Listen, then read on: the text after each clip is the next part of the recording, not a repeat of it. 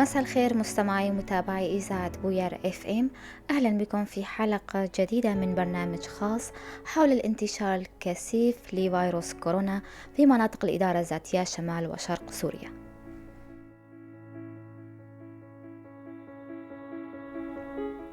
افتتحت هيئة الصحة في الإدارة الذاتية لشمال وشرق سوريا في العام الماضي مركز لإجراء اختبار البي سي آر في المختبر المركزي في مدينة قامشلو، والمخصص بالدرجة الأولى لاختبارات الإصابة بفيروس كورونا. ويعمل مختبر بي سي آر في مدينة قامشلو بكامل طاقاته، ومستقبلا جميع العينات المسحات المأخوذة بدقة وبخطوات مهنية. هل يكفي هذا المختبر لوحده في مدينة مثل قامشلو في ظل الانتشار الكثيف لفيروس، وخاصة في الفترة الأخيرة؟ وما هي أبرز التحاليل الطبية التي يتم إجراءها في هذا المختبر؟ للحديث أكثر عن مختبر بي سي آر في مدينة قامشلو معنا عبر الهاتف المخبري سعد عمر.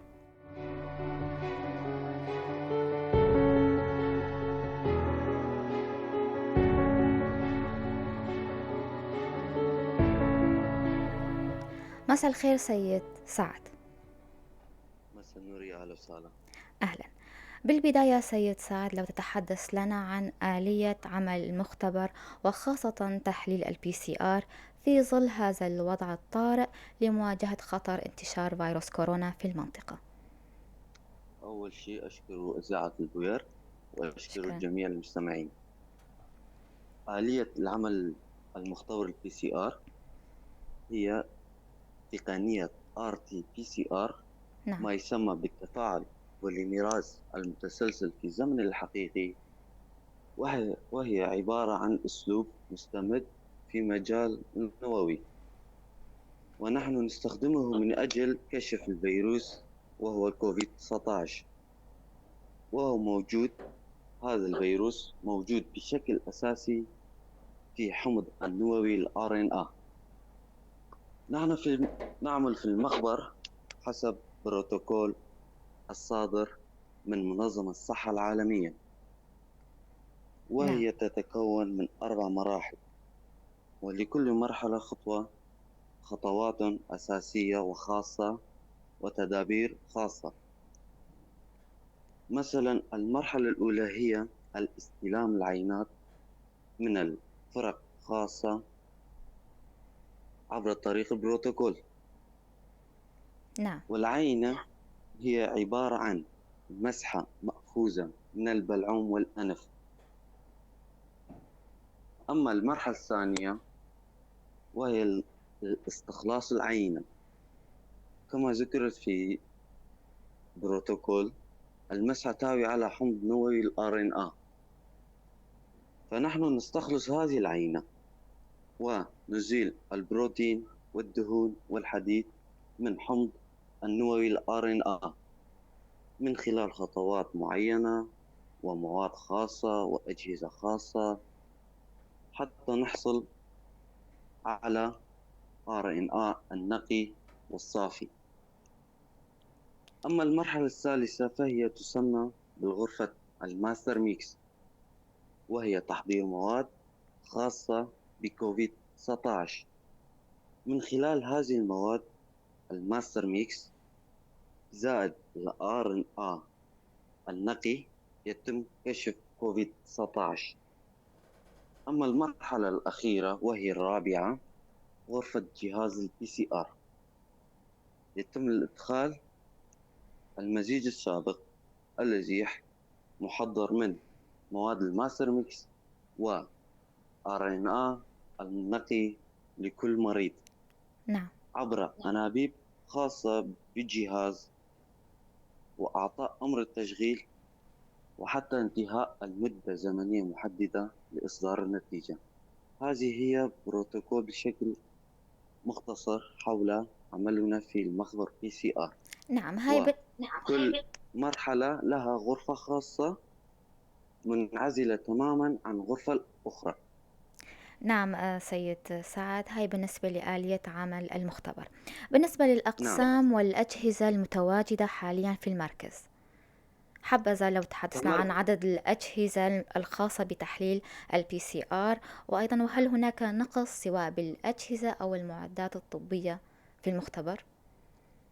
نعم، كالأقسام، المركز PCR ينقسم إلى قسمين: قسم العمل منعزل تماما عن القسم الثاني، نعم. والقسم الاستراحة والإدارة. القسم العمل منعزل تماما عن القسم الثاني. وبالنسبة للأجهزة اللي متواجدة في المخبر، هي أجهزة PCR، ولدينا 4 أجهزة وفي الخدمة، وأجهزة أخرى خاصة بالمخبر، أدوات خاصة المخبرية. ونعم، يوجد لدينا نقص في كافة المواد، مثل مواد الماستر ميكس ومواد الاستخلاص، مسحات العينة، ومواد مخبرية أخرى. يوجد نقص في مستودعاتنا. هل هناك نقص في المواد الأولية لتحليل ال PCR؟ سيد سعد، في صوت، لو صوت من عندك سيد نعم، سعد. نعم، لدينا نقص في مواد الأولية لإجراء اختبار PCR. مواد مثلا مواد الماستر ميكس ومواد الاستخلاص نعم. والمواد الخاصة بالمخبر. لو تحدثنا عن الكادر الطبي والفني في المركز من حيث العدد والاختصاصات المتواجدة فيه. نحن ككادر الطبي الموجود ضمن المختبر، نحن 8 أشخاص: 6 مخبريين بإشراف 2 دكاترة مختصين مخبريين. نعم. نعم. بالنسبة للعينات المرسلة لكم، هل يتم إجراء تحليل ال PCR فقط على العينات أم هناك تحاليل أخرى تقومون بها؟ نعم، بس تحاليل اختبار PCR. فقط PCR. فقط PCR. نعم. ما هي إجراءات الحماية لديكم للتعامل مع الفيروس داخل المختبر وفي محيطه الخارجي؟ هل أخضع الطاقم لديكم لدورات تدريبية تأهيلية؟ نعم، لدينا إجراءات وقائية بشكل عالمي نعم. ومختص بالتعقيم، وعوامل وموظفين للتعقيم، وأدوات ومواد واقية، مثلا البدلات الخاصة بالوقاية، القفازات، والكمامات ال N95 المفلترة، والجزمات البلاستيكية، والواقي الوجهي. نعم. كما قلت، القسم العمل المختبر PCR منعزلة تماما من باقي المركز. نعم، نحن جميعنا أخضعنا لدورات من قبل دكاترة خارج من خارج البلاد، مختصين بهذا الفيروس لمدة شهر كامل. نعم. سيد سعد، لا، يا ريت تسمعني من السماعة فقط. تمام. لو نتحدث عن تدابيركم من ناحية توفير الأدوية، تحدثت قبل قليل عن لديكم نقص في الأدوية وتحاليل والمواد الأولية لتحليل ال PCR. ما هي أبرز التحديات والصعوبات التي تواجه عملكم؟ أبرز الصعوبات التي نواجهها في المخبر هي صعوبات عدم توفير المواد بكمية جيدة. نعم. هي النقص المواد، وإعطاء طاقة كبيرة عند موجة الثالثة والثانية، إبذال طاقة كبيرة، وإرهاق بدني كبير، وتأخر في ساعات من اليوم، ساعة العمل. وهذا يؤدي إلى صعوبات. نعم. سيد سعد، رح ناخذ فاصل صغير ونرجع. أوكي.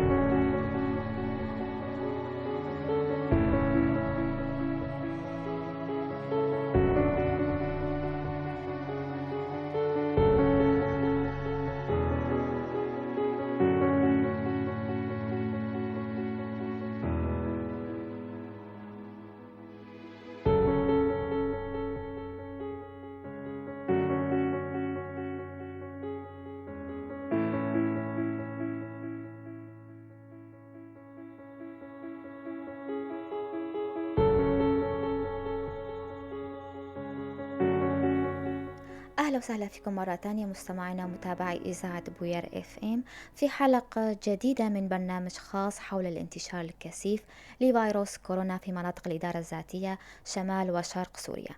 معنا عبر الهاتف المخبري سعد عمر من مختبر البي سي آر. أهلا وسهلا فيك مرة تانية سيد عمر. أهلا سيد وسهلا سعد، بالجميع.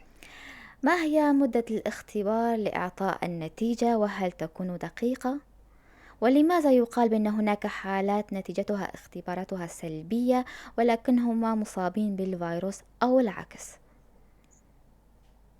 المدة لإعطاء النتيجة النهائية مثلا لنفترض ل70 عينة نعم. حسب أخذ كمية جهاز. لنفترض 70 عينة.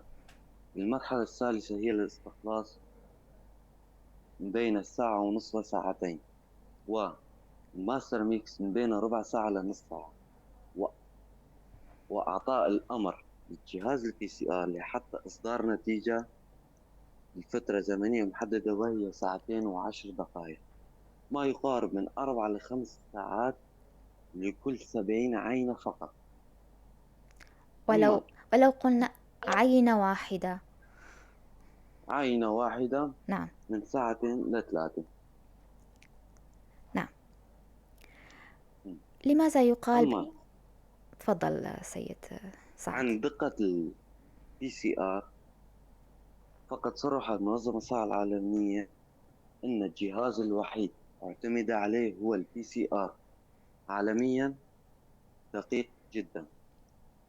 حدوث بعض الأخطاء إن كان في أعراض كوفيد 19 ويطلع نتيجة سلبية نيجاتيف هي بسبب أخذ المسحة. كما قلنا أن المسحة هي عن طريق الحلق البلعومي من ثم الأنف. إذا لم يأخذ المسحة الحمض النووي كاف فيعطي نتيجة سلبية. نعم، فأقصد هل تعتمد نتائج مختبركم على لدى منظمة الصحة العالمية؟ نعم، تعتمد على حسب جميع الدول، وبعض المسافرين عند مسافرة إلى بلد أخرى نعطيهم استمارة إنه هل المريض سلبي ويتم تسهيل أموره في بلاد أخرى. نعم. ما مدى سرعة انتشار هذا الفيروس؟ هل لديك إحصائية بعدد العينات الداخلة لمختبركم؟ وما هي الشريحة الأكثر إصابة من حيث الأعمار؟ سرعة هذا الفيروس بخصوصا الموجة الثالثة نعم. كانت كثيرة السرعة، والسرعة انتشارها كثيرة.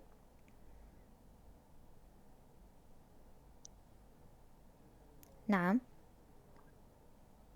لدينا إحصائيات من شهر الرابع 2020 لحد يومنا هذا. أجرينا 43 ألف اختبار لحد يومنا هذا. هل مختبركم خاص بمدينة قامشلو نعم. أم تستقبلون من مناطق أخرى؟ نعم، هو مختبر وحيد في شمال شرقي سوريا. نستقبل جميع عينات من جميع المدن في شمال شرقي سوريا كأقليم الجزيرة وأقليم الفرات بجميع المدنها. نعم. بحسب العينات سيد سعد، ما هي الشريحة الأكثر عرضة وخاصة في الموجة الثالثة من حيث الأعمار؟ الأعمار من فوق 18 و20 سنة لحد من 70 و80 سنة. 18 و20 سنة. فوق وفوقها. نعم. على ماذا يتم الاستناد في استقبال المصابين وإجراء الاختبار لهم؟ بمعنى هل يمكن لأي شخص مراجعة المختبر بمجرد أن لديه شك بالإصابة، أم هناك جهات أخرى ترسل لكم المصابين المؤكدين كالهلال الأحمر أو مشفى أو مركز كوفيد 19 أو كالأطباء؟ في نقطة بدي أوضحها. نعم. مخبر PCR كبروتوكول الذي نحن نشتغل فيه نعم. ممنوع المريض أو أي حدا يأتي إلى المخبر، ممنوع. في فرق خاصة بأخذ المسحات المكونة من طبيب، من ممرض، من مخبري، خاصة بالهيئة الصحة وخاصة بالهلال الأحمر الكردي، ولديهم مراكزهم خاصة. مثلا كالقامشلو في مركز جيان، مشفى جيان نعم. يستقبلوا المرضى، وفي مركز طوارئ للهلال الأحمر الكردي كمان يستقبل المرضى تحت إشراف الدكاترة والممرضين والمخبرين، ويتم تشخيصهم سريريا من الأعراض، وبعدين يتم أخذ المسحة. نعم. تقصد لا تستقبلون أي شخص عادي يزور المختبر؟ لا، لا نستقبل أي شخص. نعم. بالنسبة للقاحات، برأيك هل تستطيع اللقاحات كبح انتشار هذا الفيروس؟